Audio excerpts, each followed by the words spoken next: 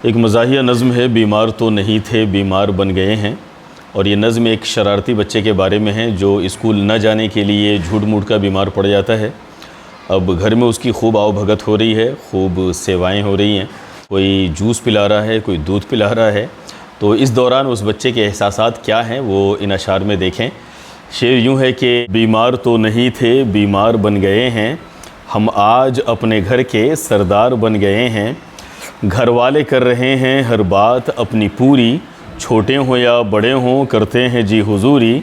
खिदमत करा रहे हैं सरकार बन गए हैं, बीमार तो नहीं थे बीमार बन गए हैं।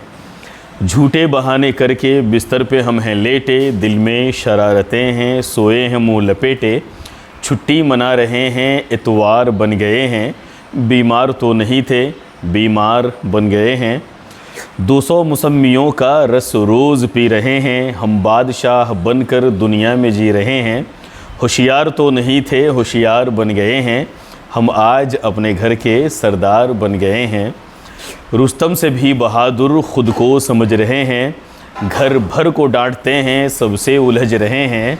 बीमार हो के सब पर हम बार बन गए हैं, बीमार तो नहीं थे बीमार बन गए हैं।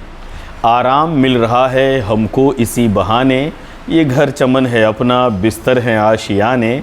दिल यूँ खिले हैं जैसे गुलजार बन गए हैं, बीमार तो नहीं थे बीमार बन गए हैं। हम आज अपने घर के सरदार बन गए हैं।